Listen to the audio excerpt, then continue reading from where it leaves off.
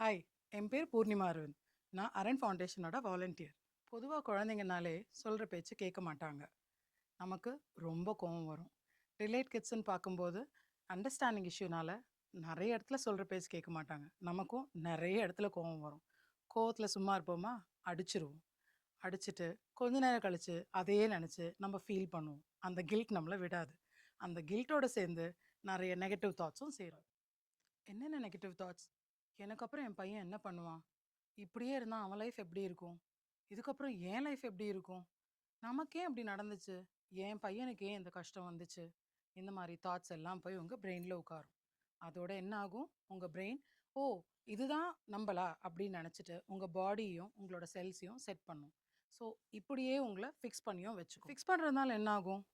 நீங்கள் மறுபடியும் கோவப்படாமல் போய் ஒர்க் பண்ணணும்னு நினச்சாலும் அந்த நெகட்டிவ் தாட்ஸ் வந்து நீங்கள் திரும்பி கோவப்படுவீங்க, திரும்பவும் அடிப்பீங்க. இதே கண்டினியூ ஆகும். இதுலேருந்து எப்படி வெளில வரலாம் அப்படின்னு யோசிக்கும்போது நமக்கு கிடைச்ச பதில் தான் பாசிட்டிவ் அஃபர்மேஷன். பாசிட்டிவ் அஃபர்மேஷன்னா என்ன? உங்களுக்குள்ளேயே நீங்கள் சொல்லிக்க வேண்டிய ஒரு செட் ஆஃப் பாசிட்டிவ் ஸ்டேட்மெண்ட்ஸ். அதான் பாசிட்டிவ் அஃபர்மேஷன். அதாவது, நான் ஹாப்பியாக இருக்கேன், என்னை சுற்றி எல்லாமே நல்லா நடக்குது, என் பையன் நல்லா பேசுகிறான், என் பையன் நல்லாவே வந்துட்டுருக்கான். இது மாதிரியான ஸ்டேட்மெண்ட்ஸ் தான் பாசிட்டிவ் அஃபர்மேஷன். பாசிட்டிவ் அஃபர்மேஷன் எப்படி ஃபாலோ பண்ணுறது? ரொம்ப சிம்பிள் தாங்க. ஒரு நோட் எடுத்துக்கோங்க. உங்கள் லைஃப் எப்படியெல்லாம் இருக்கணும்னு நினைக்கிறீங்களோ அதை எழுதுங்க. உங்கள் லைஃப்பும் எழுதுங்க, உங்கள் பையனுக்கும் எழுதுங்க. இது எழுதும்போது ஒரு சில ரூல்ஸ் ஃபாலோ பண்ணிக்கணும். அது என்ன ரூல்ஸ்னால், ப்ரெசன்ட் டென்ஸில் உங்களோட ஸ்டேட்மெண்ட் இருக்கணும். அதே மாதிரி நெகட்டிவ் வேர்ட்ஸ் இருக்கக்கூடாது. ஃபார் எக்ஸாம்பிள், ப்ரெசன்ட் டென்ஸில் இருக்கணும் அப்படின்ற போது, நான் நல்லா இருக்கேன், எனக்கு இதெல்லாம் நடந்துட்டு இருக்கு, அந்த மாதிரியான present tense words. Negative words no, not, வேண்டாம், இது நடக்காது, இந்த மாதிரியான வேர்ட்ஸ் எல்லாம் இருக்கக்கூடாது. ஃபார் எக்ஸாம்பிள், என் பையனை நான் அடிக்க மாட்டேன், என் பையனை நான் திட்ட மாட்டேன், ஸ்டேட்மெண்ட் இப்படி இருக்கக்கூடாது. அதுக்கு பதிலாக, என் பையனோட நான் அன்பாக இருக்கேன், என் பையன் கூட நான் ஹாப்பியாக இருக்கேன், ஸ்டேட்மெண்ட் இப்படி இருக்கணும். அதே சமயம் என் பையனோட நான் ஹாப்பியாக இருப்பேன், என் பையனோட நான் அன்பாக இருப்பேன், அப்படியும் இருக்கக்கூடாது. ஏன்னா பாசிட்டிவ் அஃபர்மேஷன் எப்போவுமே ப்ரெசன்ட் டென்ஸில் இருக்கணும். பாஸ்ட் டென்ஸும் ஃப்யூச்சர் டென்ஸ்லையும் இருக்கக்கூடாது. பாசிட்டிவ் அஃபர்மேஷனோட பெனிஃபிட்ஸ் என்ன? அதை இப்போ பார்ப்போம். Help you reprogramme your subconscious mind. Subconscious mind தான் நம்ம பிரெயினையே ப்ரோக்ராம் பண்ணுது. நம்ம இந்த சப்கான்ஷியஸ் மைண்டையே பாசிட்டிவாக ப்ரோக்ராம் பண்ணுறோம்.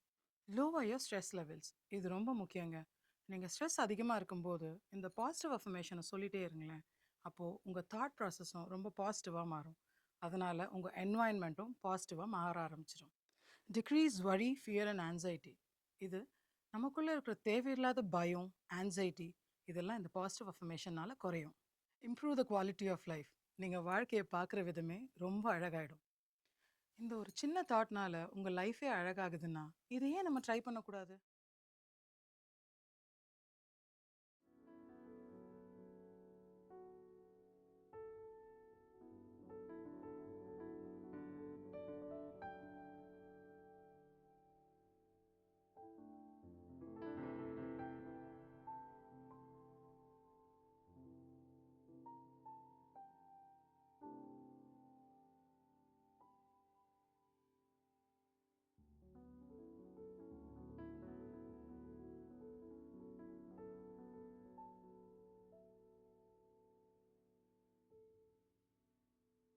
இந்த மாதிரி நிறைய அவேர்னஸ் கண்டென்ட்டுக்கு அரண் ஃபவுண்டேஷன் பேஜை ஃபாலோ பண்ணிக்கோங்க.